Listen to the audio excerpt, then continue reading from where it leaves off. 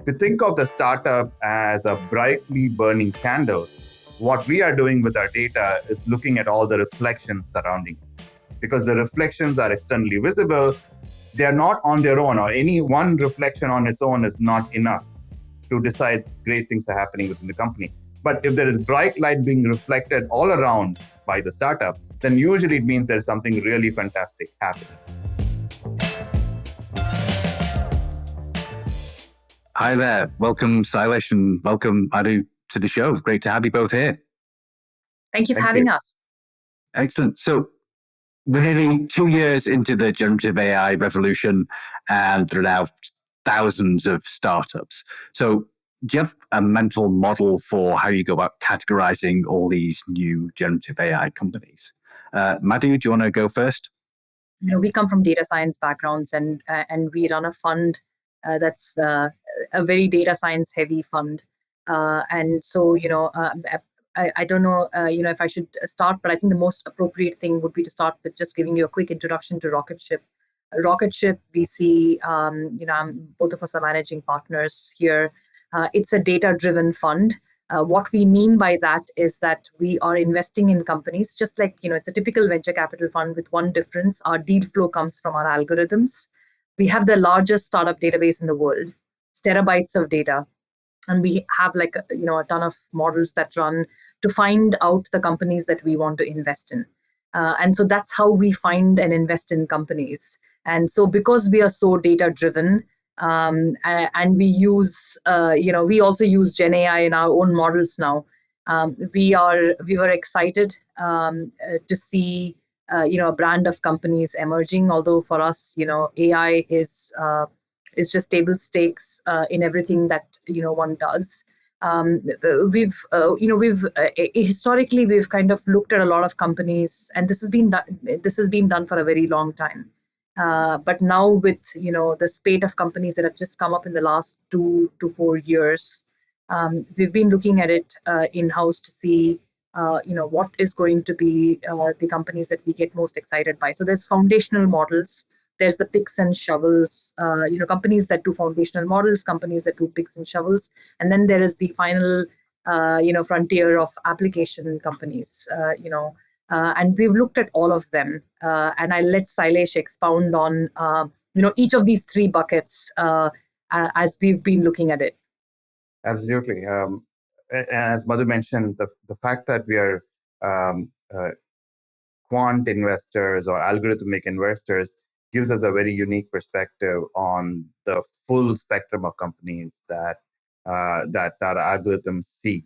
And if you take the first category that Madhu mentioned, which is foundational models, initially you would have thought of that as just models that were created by large companies, the Anthropics, the Coheres, and of course the OpenAIs of the world. And both Facebook and Google have their large foundation models. And the initial thinking there was these are very, very large models. They will become sort of a key ingredient across many different applications.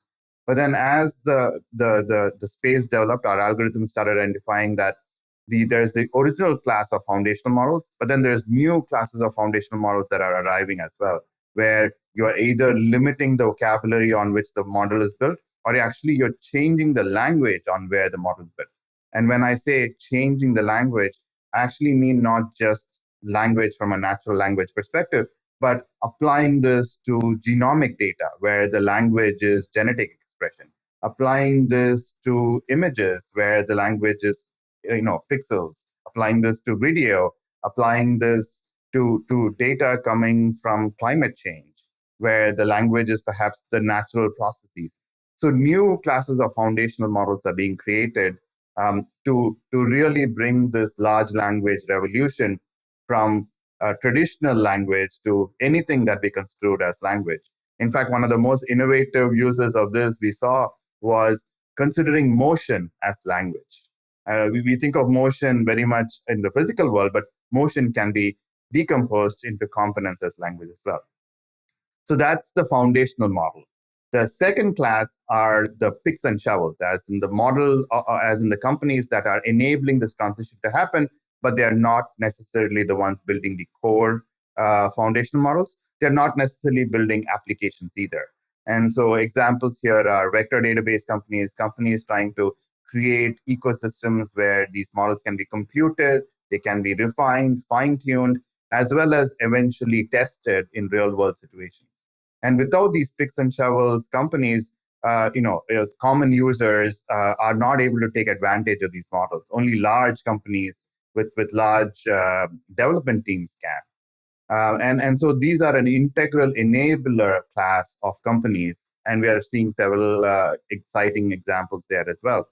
But the last category, and this is really where the meat of the GenAI revolution is in core application development, where GenAI is an integral part, but not the only thing in the solution. So you're trying to solve an existing really hard problem, and GenAI was the missing piece that was needed in order to make that solution much more workable today than it was in the last 15, 20 years. And that's also something that Madhu was mentioning. We've been watching this transition for the last 15, 20 years, but this material change that large models brought about was that missing piece where you can have a reasonably high quality customer support conversation, but then actually also expect the system to understand enough to actually execute a solution and really solve the person's problem, rather than just wasting time collecting information and eventually handing off to a human customer support person. I think that translation from a surface level model to deeply solving the problem is what we are seeing in this third class of applications. And we are seeing this in pretty much every space that is out there. There's almost not a single area, whether it be accounting or genomics or healthcare or gaming, anything and everything that today we can think of from an innovation perspective has and is being impacted by the GenAI wave. I feel like that classification of those three different things. So you've got the foundation models, you've got the supporting infrastructure, your vector databases, and your compute platforms and things, and then applications on top of that. That's a very helpful way of thinking about it. It seems like you're most excited about the application sort of layer of things. So can you talk me through, since you're doing algorithmic investing, what's the algorithm showing, like which are the most exciting companies in this area? We'd rather not name these companies because these are either in active conversations in or we are considering investments in, and there's just a lot of activity going on here. But I will give you examples of the kinds of companies that these models are that our models are identifying that are doing something very, very innovative. Let's start with a very dry use case and very similar to something that we are ourselves needing to do. There's a lot of information available for large financial companies when they're trying to negotiate a deal or a contract. And this is, we are talking millions and millions of pages of documents for corporate, for the ecosystem and so on. And all of this is in somewhat sort of disorganized fashion available for people to somehow crystallize in order to make the best decisions on contracts. With GenAI today, you can collect all of this information and start asking pointed questions in them, saying, hey, does this company, was this company profitable, or this company's margins dipped in 3 years ago? Was there a reason? What was the reason that they used, and so on? So we're able to find some really fantastic examples where the large class of fintech companies, large financial institutions, are gaining the benefit of this approach. The second, and again, a significantly interesting use case, but much more non-traditional, happens to be in manufacturing. Manufacturing, we see a lot of information about machines, about places where you have to do repairs. Think of it as air conditioning repair all the way out to repairing jet engines. There's a lot of information, and there are only very few experts. And so it takes years of training to become a very qualified person in order to fix, change, modify, and improve these devices. But once again, with the advent of large language models, you have a way of efficiently consuming all of this information and then using that information from a technical perspective to make these improvements happen. So in both of these examples, the trend that we are seeing of the use case is one of a co-pilot, where a problem is being solved, but a problem is being solved in conjunction with a human in the loop, we're also seeing companies that are building solutions where humans are not needed necessarily in them. And examples there include automatic coding solutions, where you're looking for, hey, I want a piece of code to make this translation happen from this system to that system. And the large language models are able to take both the inputs and the outputs, figure out what needs to happen, and provide you with almost a 95% ready solution. And so that's another example of a company we're seeing.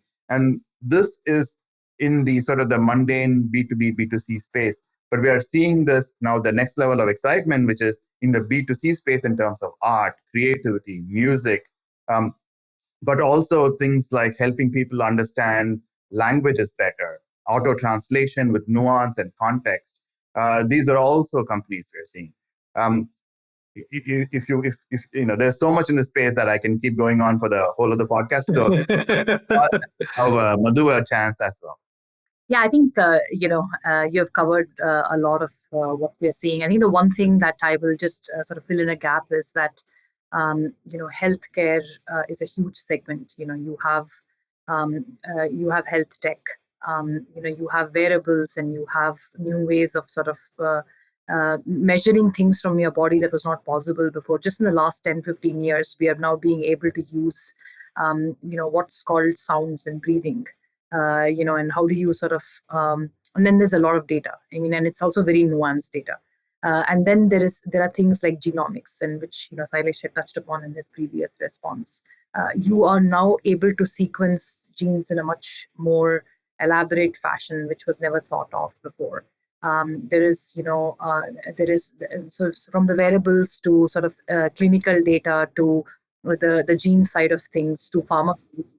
There's a lot of things that are possible with GenAI, and even just mundane things in health tech like chatbot experiences and enhanced chat experiences and enhanced experiences, which are possible because of a feedback loop system. So there's there's a huge amount of companies that we are seeing in that realm as well that are doing sort of groundbreaking work. We actually invest in not just B2B and B2C, but we also invest in deep tech. And believe it or not, even space technology is enhanced because of GenAI. And so the applications of it are really wide and varied. From digitizing chemistry to space, all the way in deep tech, GenAI is sort of the fundamental layer that's powering and super powering, I would say, and supercharging a lot of these applications. I love that between you, you've listed almost every industry there is, and then it's just taking over absolutely everything. But it's amazing how there's that wide range from, you've got some very technical things like fintech and software development and space research, down to more traditional manufacturing, and then sort of simple things like customer service chatbots.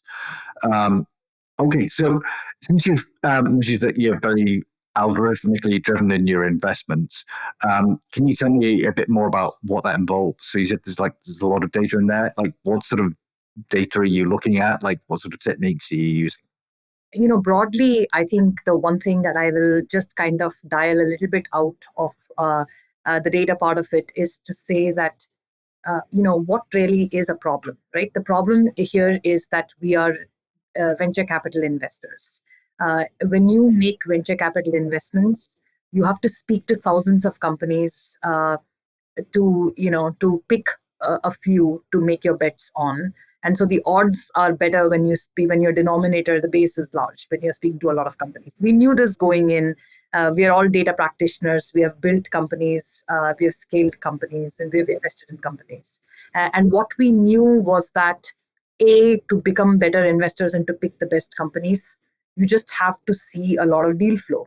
And B, we've done this traditionally in the past as a data science, practitioner, of trying to find a Y variable with millions of X's. So this is a classical problem. So we wanted to combine those two things. And so as a result of trying to find the best companies, that's our why. What is a best company? And you can define that, in hundreds of different ways. And that's why we have hundreds of different models running in our fund. But, what are the X's now? What are the factors? There's plenty of things. There's a lot of things that are established about a startup the minute it gets founded. A, there is a record created when you found a startup and you incorporate a startup. B, it's the founders. C, it's the sector you're in, and that's actually a very nuanced data problem. Like the classification of a company, because if you want to really compare across the world, what are the different kinds of companies, and that forms a trend. So we actually do a bottom up sort of data investing, which is our data kind of is goes bottom up. It's not top down. We are not trying to juxtapose anything. For example, you started with GenAI. Our data told us that GenAI was a trend a long time ago, but we didn't try to sort of say, hey, find us GenAI companies, I'll go.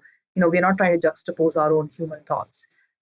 So sector is really important, and the classification of sectors is really important. Of course, folks get funded sometimes later, later in the game. And so we also have information about people that have funded it and, and other angels and so on and so forth who have funded the company.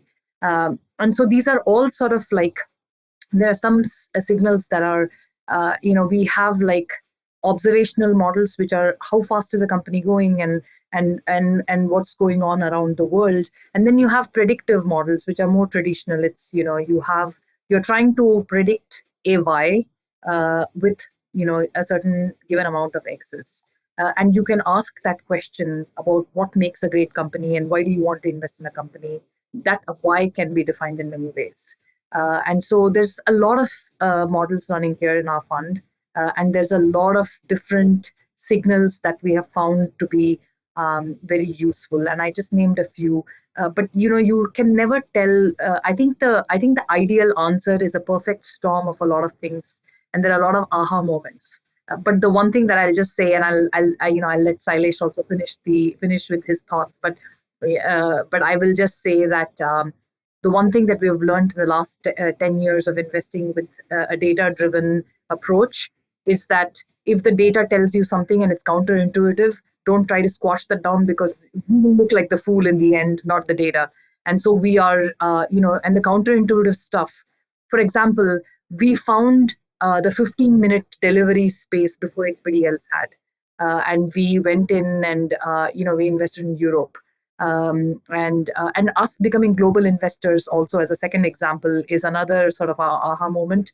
We are a Silicon Valley fund, and we wanted to only invest in the Valley when we started. I mean, we didn't know any better. But the data kind of told us better that, there was going to be an ecosystem all over the world for startups. And so we became global investors. So those are two examples of sort of the data nuances that we completely trusted, and we went. We went in with our eyes open, with data as backing, and it's been a great journey. Just to try and summarize what you said. So when you're looking at like the quality of the company, you're looking at the sort of financial metrics, and then you're also looking at like properties of the founders and the management, and then also looking at the wider macroeconomic environment. So there's a lot of kind of bits of data there. But then I feel like there's a deep philosophical point sort of glossed over, that there are lots of different ways of measuring what a good company is. So I don't know, Sailesh, do you want to give your take on what does a company be good mean to you?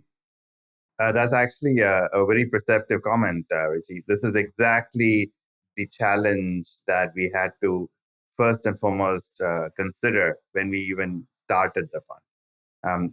The inspiration for the fund, one of the inspirations for the fund, were the quant investors on Wall Street, because they were the ones who were doing the sort of quantitative, statistical, rapidly computational trading. And you saw a whole spectrum of people, from people who were trying to take arbitrage on millisecond price differences, all the way to people who were, constructing, holding, and building positions over days or weeks or months. So when you get inspired by those folks, one of the things you realize is what's in common and what's different. What's in common is the fact that they had data and that they were building algorithms. But the biggest two differences were they were operating in a very liquid market. And so the biggest value they had was immediate feedback. You use all this data, you build a hypothesis, you test the hypothesis, and the market tells you whether you were right or wrong within seconds, days, weeks, whatever, very quickly.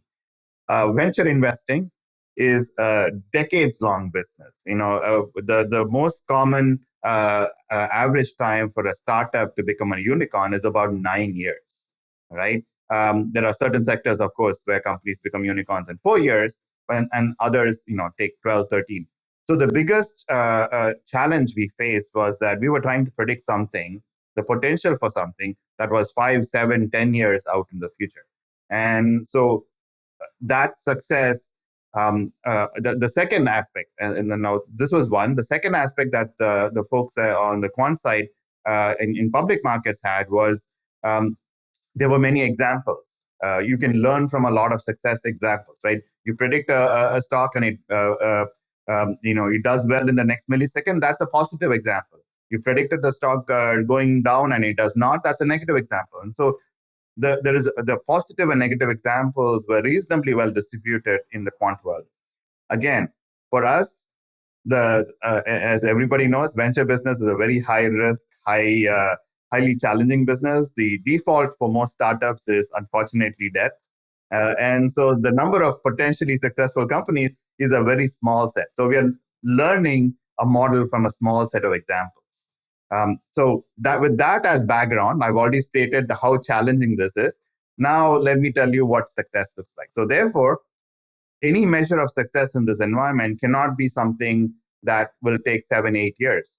But you also realize very quickly that startups don't become overnight successes, as in they were completely unknown, 8 years, and then suddenly 9th year, they explode on the horizon. If you look at enough about a company, you'd realize there are many intermediate measures of success. What is their rate of growth? How well do they employ? What are the quality of the people they employ? How well do they present themselves in the external world? How well do they do in marketing? Even trivial things like are they engendering growth on their social media efforts? Are all indications of proxies for success. On their own, they are very tiny in terms of the information they provide, but taken in conjunction with a lot of signals, they're able to give you a better view of what is happening within the company. And I'll use just one quick analogy to illustrate this. If you think of the startup as a brightly burning candle, what we are doing with our data is looking at all the reflections surrounding it. Because the reflections are externally visible, they are not on their own, or any one reflection on its own is not enough to decide great things are happening within the company. But if there is bright light being reflected all around by the startup, then usually it means there's something really fantastic happening. I like that idea that you're trying to guess what the candle looks like just by looking at the reflections. That's a cool analogy. So I'd like to talk a bit about the macroeconomic signals that you mentioned, because we've had a few very strong signals over the last few years. I mean, there was like the COVID that was of 2020, 2021, and then the last year was all about, inflation's here, and maybe a recession's going to happen, which sort of, at least in the US, didn't really happen. What's going on this year? What's changing? I think the one thing, going back to your comment about, the macroeconomic and, conditions and how the data picks it up and COVID, what is really fascinating to us and what has been fascinating is that the data never lies. Within about a month of the world being locked down, travel just completely, and actually even just kind of going into it, within a couple of weeks, the data just completely, dropped all travel tech companies from the platform. There was just so many, and the delivery companies just started peaking. And so our data was very, very responsive to COVID, very, very quickly. And also our data, frankly, has been very responsive to GenAI at the moment. GenAI was a trend that got picked up very, very early as it was starting I would say a couple of years ago. And the data started showing, a lot of that. What is fascinating for us is that globally, some economies that are thought to still be robust, and I don't want to get too much into this, but there's a lot of there was a lot of activity in Africa, for example. There's not much activity there anymore. in our data. Southeast Asia was one which was really peaking in 2017 through 2020. I'd say Southeast Asia is, now not peaking anymore. There are many interesting observations just globally that we've had about sort of the companies that have peaked and now not are peaking anymore in terms of regions. In terms of sectors, I said GenAI, but there are a few other things that are very interesting right now. Industry 5.0. There's a couple other investments that we've made that we can't talk about yet, but that are telling trends, of a B2B SaaS emergence that's happening all over the world. The requirements have changed. The way of doing business has changed. GenAI has also gotten a lot of other ancillary industries sort of coming up to support it. And so we're seeing startups in that realm. The one thing I will say is that the macroeconomics that we don't do much with this currency, GDP, level things. We don't like to touch that because I think there is some innocence that's lost once you start going in. We are startup investors. And we like to, we want to sort of work in the ecosystem, blossom in the ecosystem, and take some risks that the data is going towards, in a way that's not completely suppressed with, currency risk and other things like that. We don't look at that. That's interesting that you can see that some areas have peaked. Is it also possible to see which regions are up and coming? And are you able to talk about any of those? Just want to add, as part of Madhu's answer, about what we are seeing in the US. And in the US, we are seeing a sort of three different trends coming together, or three different movements coming together. I think it's almost irrefutable that the GenAI explosion was very much centered here in the US.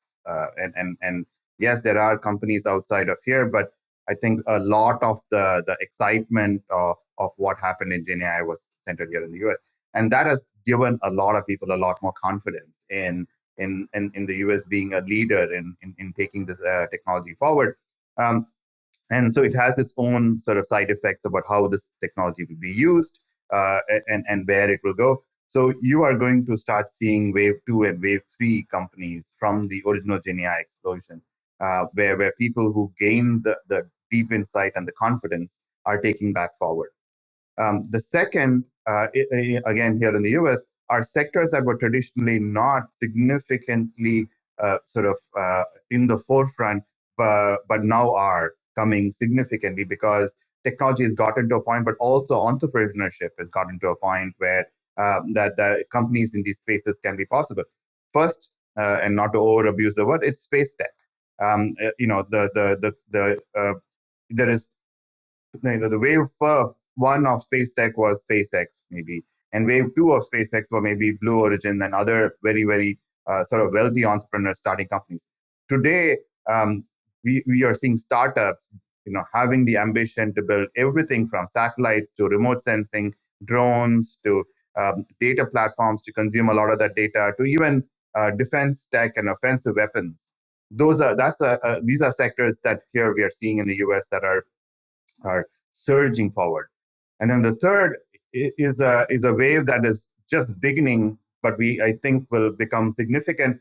And maybe there's a little bit of potential impact from politics and changes in administration potentially or whatnot. But this wave has to do with the investment that is currently happening within the US, whether it be semiconductors, whether it be logistics and supply chain, whether it be infrastructure. The infrastructure, support, the various Inflation Reduction Act infrastructure investments that have been happening in the last 4 or 5 years, they are leading to a lot more activity in sort of traditional sectors, manufacturing, logistics, supply chain, e-commerce. And as I think Madhu mentioned, B2B SaaS, while is a global phenomenon, is significantly surging here in the US as well, because all of these changes require a whole different class of software to be created, built, that can talk to each other and so on. One thing that I will add on that is climate tech. Climate tech is something that we don't talk enough, and then there is a lot of ancillary to climate tech as well. But that's been, I think no conversation is complete without sustainability, which sort of overlaps everything almost. And in terms of geographical prediction, our algorithms actually started noticing a surge in companies or startups being nominated from areas that traditionally didn't have many. And one of the key examples is Japan. I mean, now we are hearing a lot more information about the macroeconomic environment where Japan has come out of its stagflation. The stock markets are finally above what they were from the 90s. But we were already seeing a surge in startups that were coming out from Japan. So from a global perspective, 3 regions where we were seeing a surge, and one we are particularly excited for are Australia, New Zealand, Japan, and Korea. And of those, we are seeing a significant surge for global companies, as in companies based in Australia and New Zealand, but building for the global market, getting a significant upswing. I think also because of the success of Atlassian and Canva and sort of leaders in that environment, but also because I think the world is now gotten to a point where the ambition proof is there that you can come from Australia, from Melbourne or from Sydney and go build a really global scale company that has been proven at this point. And I think it's leading to tremendous growth. One thing I will say is that accidental global investors, that's what we were. We started in the Valley. We still only have headquarters in the Valley. But it was the data that realized that you can't just sort of be in this 50 to 100 mile little microcosm and just be thinking that the world sort of the sun shines and sets here. And that was not true, and the algos predicted that way early, and it's how true that is with so many ecosystems, unicorns, and really leaders of the next generation being formed outside the Valley. And Europe is something, again, I cannot stress enough on. For any European founders and other practitioners in Europe listening, we are super excited about Europe. We've always been, and to see that some of the most sort of generational companies formed out of there, it's sort of a pat on the back of the algos that recognized Europe as sort of a vibrant environment way back when. Although the ecosystem, of course, is much different than the US, and we are the first ones to recognize that. And much more about that. That's a podcast in itself. The European ecosystem versus the US ecosystem, but it's just really, really heartening to see the data sort of going very, very firmly towards Europe, and we are talking about AI and data, and some of the most transformational companies have come out of there. Along with OpenAI, it's alongside, and that's it's fantastic. Absolutely, I do love that. Data and AI really is a global thing now. It's not just Silicon Valley, and the same thing living in New York. It's very easy to become insular and like, oh, something happened in Queens. That's a long way away. But actually, the world's a big place. There's lots of exciting things happening. All right, so let me see. So you have four areas to look out for investments into. That's B2B SaaS, climate tech, space tech, and infrastructure. And it seems like all the sort of areas, the regions that were up and coming, you got Japan, Australia, New Zealand, Korea. I'm presuming South Korea. I think North Korea is not great for investing in. But yeah, you must be taking a lot of calls at weird hours then if you're based in San Francisco. All right. There's a lot of talk that generative AI might be in a bubble. So how likely do you think this is? Sailesh, do you want to take this? I certainly think it is in a bubble, but it's in a bubble in a different sense from what traditionally we think bubbles are about. The bubble aspect traditionally is applied to irrational exuberance or euphoria about something that isn't really fundamentally going to live up to that particular hype. That is not the case with GenAI. This is actually a transformational technology, and it has been years in the making, and we are lucky that it is exploding widespread in front of us.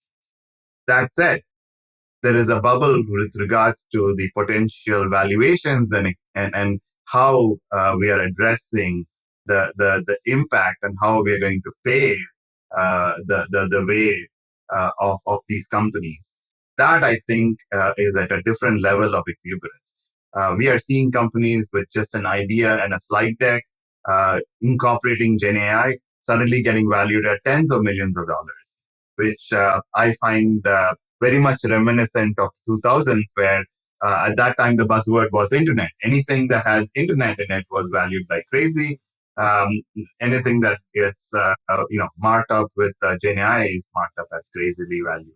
So to separate out the answer again very clearly, the technology and its impact that have on us is not a bubble. Certainly not. And in fact, this is actually going to accelerate the change you're going to see in the next decade or so.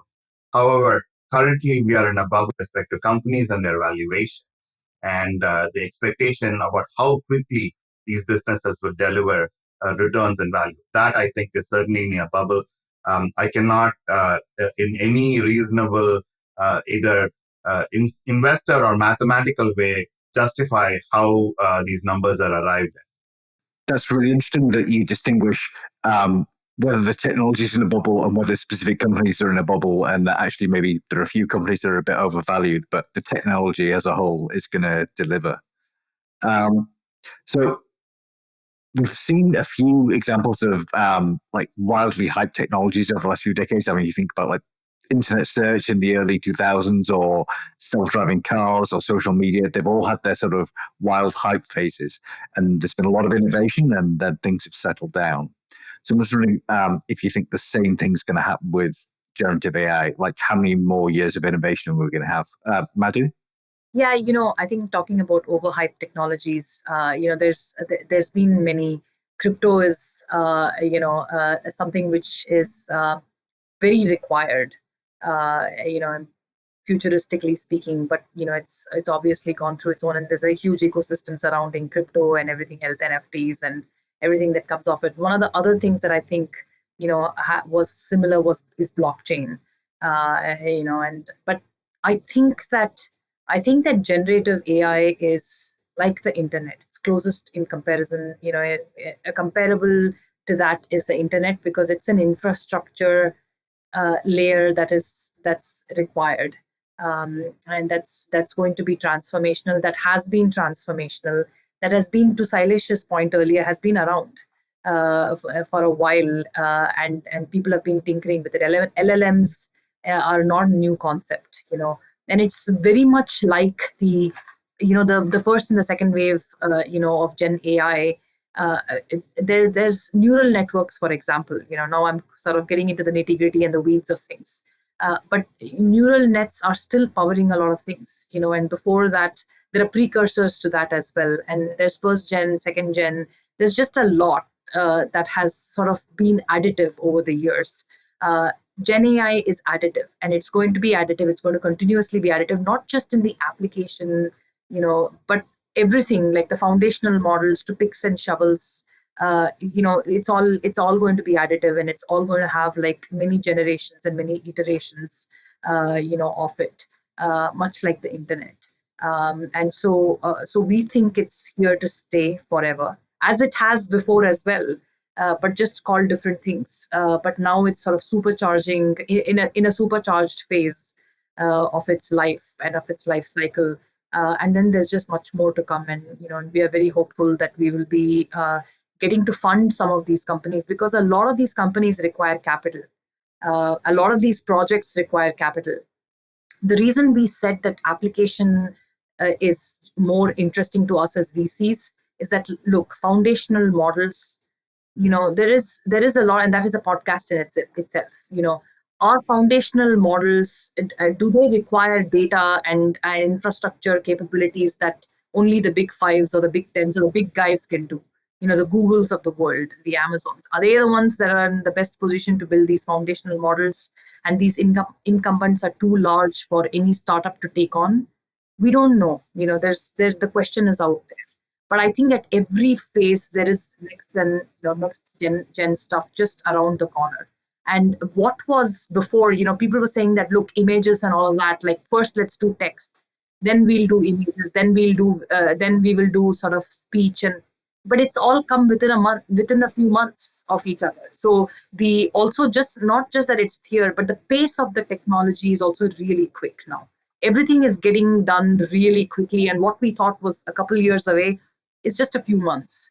And so it's, it is a transformational time in terms of the pace of the innovation and the infrastructure that is already there to support this innovation. So we'll just have to see what next. I don't think anybody is in really a good spot to predict that. I think it's happening way faster than anyone of us can fathom right now. Absolutely. And that gives an interesting point about the power balance of these companies. So if foundation models are so expensive that only a very small number of companies can make them, that's a very different scenario to it gets cheaper to build foundation models and then hundreds or thousands of companies can build them. All right, so I'd like to switch tack and talk a bit about the companies who are making use of generative AI technology. So if you are, as a company, considering buying products or services from all these new Gen AI startups, what do you need to consider? That's an interesting question. In fact, I was recently asked this question in a slightly different way. I was asked whether companies need a chief AI officer. And that's how I see this question in from my perspective, which is any company needs to have a much more broader view of AI and how it will be used within their entire ecosystem. With regards to software, with regards to data, with regards to how even the new IP that is generated, how will that reside and how will that be protected and kept? How will people's personal information not leak out in sort of how these models are built? To even liability issues of other data being used in your model and hence getting you the benefit. You saw I'm sure the New York Times lawsuits as well as many other publishers' lawsuits. So I think there is a single person or a single role that is needed to coordinate a lot of these. Now, in that, it falls into the usual distinct categories of computing, which is you need somebody who can provide you with infrastructure. You need somebody who can provide you with a development environment, a testing and training environment. You need somebody who can provide you with a layer that allows you to manage the data, whether it be public, private, protected, personal. And then there is the legal and the various other nuanced complexities as well. So at least these are the 4 different aspects. And so every one of these is a question you have to ask a provider. Like, what is your data policy? How are you ensuring whether my data does not leave your ecosystem? But more importantly, also the data you use to train the model doesn't expose me to a lawsuit. How will we compute you in the sense of will this be something that I can bring on-prem? I'm a financial company. My data is one of the most important and secure things that I have. I'm now going to have to let your service or product come into my system. How is that going to work, right? So from a computational perspective to a data perspective to quality and testing, how do I know this thing is working, is unbiased, is not making obvious mistakes that expose? I mean, the Google example of its image generator was one of those almost dull moments in my mind that it did nobody really even test this thing that it can produce these things. But that's one of the both advantages and challenges of this technology, that not everything is knowable.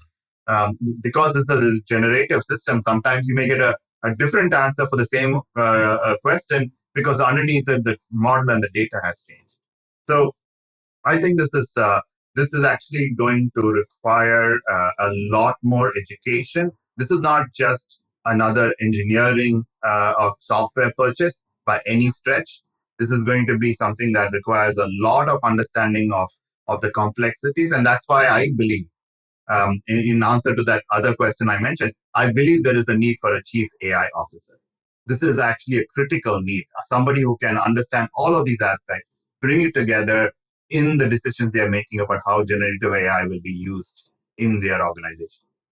That's really interesting, the idea that you probably need a chief AI officer at some point in the future to manage all these different activities around AI. One thing you mentioned was the New York Times lawsuits. We've talked a bit about what's going to be a successful AI company. We've not spoken about what should you avoid. And it seems like having a lawsuit against you is a bit of a red flag for maybe just be careful about working with this company. Madhu, do you want to talk about what buyers of generative AI technology services products, what do they need to be wary about?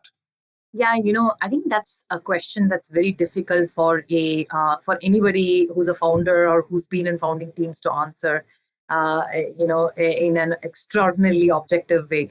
And so I'll sort of buy myself some wiggle room there at the offset, because what this is that we are at the forefront of sort of wanting to be innovative, wanting to stretch the boundaries a little bit, wanting to sort of experiment. And with that sort of a mindset, when you try something, and of course, fundamentally, I don't think any of us are seeing any company that's at the edge of wanting to do something nefarious.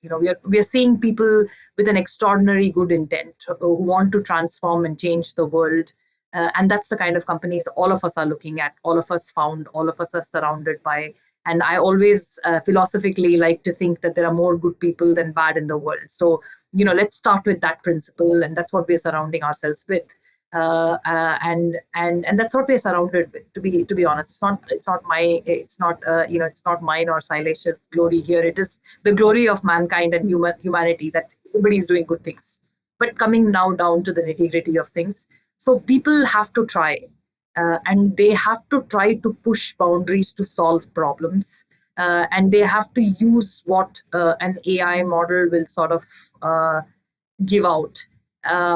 Now, this is even I don't know, Mark Andreessen and Vinod Khosla had this debate on Twitter, and it's and it goes on for pages and a lot of responses back and forth. So it's a discussion point for a lot of thinkers and a lot of people who have invested in game-changing companies across the world and started game-changing companies across the world. So this is one that we are all aware of. And the idea really is, do you try or do you sort of not try because you're not sure where the solution is going to take you or where the iterativeness of the process is going to take you? And and my bias is to try. My bias obviously is also to to say that try it on a problem that is solvable, that requires a solution. But I guess I just want to keep it simple. I don't have all the answers. I think anyone saying they have all the answers is either blessed with something none of us other mortals are, or they're just sort of, they don't know what they don't know. And to sort of try and predict where this goes, and there are some clearly bad elements that you can tweak. For example, if you have an underlying data set that's going to bias you in some way, or if you have cameras looking at people's lives and there is privacy, and so there's some normal decency, decorum that we all have to sort of put boundaries on. But then there are some other things that we just have to get really comfortable with, to say that, are we going to experiment and keep an open mind?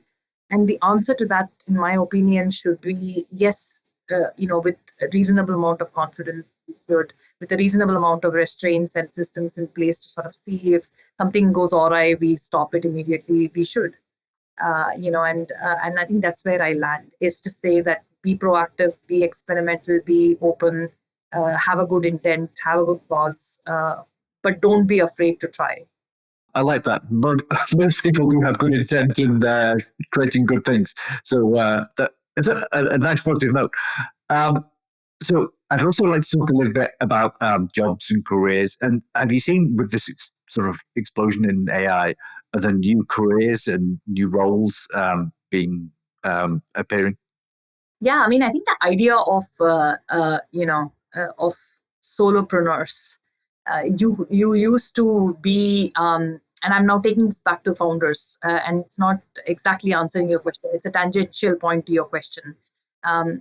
There were a lot of things that entrepreneurs required to do, in terms of their sales and marketing and whatnot. And so they required many founders. And now you can start a company, and you can start many companies as founders using these AI tools, you can, so the idea of a solopreneur is much more apparent now. So it's so this is actually taking a little bit away from the jobs and careers questions to sort of, can founders now start companies successfully just as single founders? And the answer to that is yes. And from there flows a lot of things. There's been a lot of sort of talk about the fact that, hey, AI is going to come and disrupt careers and jobs. So I love the positivity of the question that it's actually going to create jobs, because when the industrial revolution happened way back when, everybody thought that that's it, now there's going to be no jobs. And in fact, there are more jobs than ever before that have been formed after that.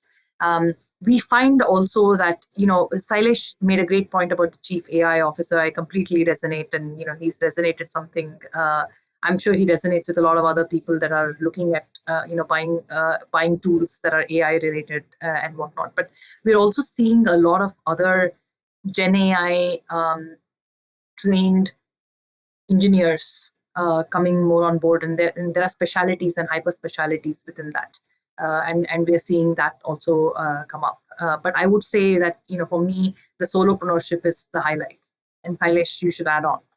So the thing I would add, and the reason why I think jobs are going to change significantly, but also for the positive, is I see GenAI as, at least in the near term, becoming very much playing the role of a co-pilot. So not so much replacing as much as being alongside you from a co-pilot perspective. And so I think it's going to make a lot more of us much more capable and enhanced than we were before, and more productive, and that would create more jobs. And Madhu's point about the solopreneur is a clear example of that, where before I would be worried and not even consider starting a company, now I can, right? Now, will I stay a solopreneur all throughout my career? No. As I start and I prove something, I'm going to start creating new jobs. I'm going to start creating new opportunities for people. So I think this in a net will be positive. But of course, I think everybody in this discussion has to acknowledge that with every technological innovation, there is disruption. And disruption causes change, both positive and negative. And at this point, unfortunately, there may be some negative impact. I mean, do we need a 1,000-person call center for customer support anymore? Perhaps not, right? So I think there will always be disruption, both positive and negative. But in putting all of these things together, I think this change is going to be significantly more positive than previously imagined, because it's going to make each one of us more productive. We're going to feel much more supported and capable having these assistants be co-pilots on our side. Absolutely. I love the idea that being a solopreneur is now a viable thing. Like, just as a single person using technology and AI assistance, you can actually create a viable business beyond like the sort of standard, I'm a consultant or I'm a plumber or something like that. So that's brilliant. All right. So just to wrap up, what are you most excited about in the world of data and AI right now? I'm most excited about just the data. For me, if you really talk about what is data science, for me it's data, and so the idea that we are now being able to have the transformative infrastructure. Nvidia is not where it is now because it's no mean feat that they are here. Just the amount of data that we can consume and that we can do something with, and that's going to just sort of be exponential in terms of the potential to store more data, to collect and to ingest and to process and to spit out. Just the idea of the underlying data just being humongous, and us being able to get more comfortable with humongous amounts of data, the possibilities start there. And I think for me, that's the most important and the interesting thing. Of course, now everything is generating data. I'm wearing a device that's generating data. And so I'm just most excited about the amount of data collection that's happening in real time, and the ability to ingest it, to process it, to do something with it, to be able to get real-time sort of feedback. And so it's just the amount of data that's collected and that can be stored. That's the most exciting thing for me at a fundamental level. Everything else is just on top of that. All right, more data sets, bigger data sets, and analyzing it all in real time. That's the dream there for a lot of data scientists. I like that. Sailesh? So my take on it is a little different. Obviously, I also completely agree that we are in a data world. Everything is data, and I think it's fantastic. But the difference here is the fact that I've been amazed at what we thought or didn't even understand were languages or data sets are now becoming data. Like we never knew that genomics was going to be data, and now it is. In that, along those lines, there are many things that we don't typically think of as data today that I think are now going to become amenable for computation. And that's super exciting to me. Everything that we get from space, I don't know if you've been, if you were aware of this, but we have been running a SETI project for about 20 plus years. The biggest challenge with that project has not been the data, but the fact that there is so much of it, nobody has time to do any analysis. And so finding a way to convert that to drive insight, because now we have super powered NVIDIA GPUs, that is exciting to me.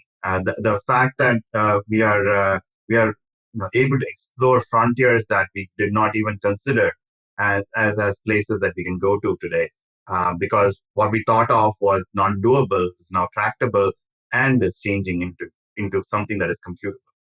I think the one thing that I will say is that it's not, in summary, everybody kind of thinks that writing great algorithms and machine learners out there, just more and more, ways to manipulate and deal and build on the data is what is sort of sexy. But the real sexiness is the data itself. I think that's where all of the information lies. And the more you can get sophisticated in terms of collecting that and doing something with it and processing it in ways that can be advantageous and sort of taken advantage of, that's more data is where and more reliable, good data, wherever it comes from, however you can synthesize it. I think that's where the superpower of the next generation is going to lie. Or I think between you've got like a full solution there. So if I it's like, more data, Sailesh, it's like, actually having the ability to analyze all this data you're collecting. Between the two of you, like, you've got the whole thing covered. So lots to be excited about in the world of data and AI. Brilliant. Thank you so much for your time.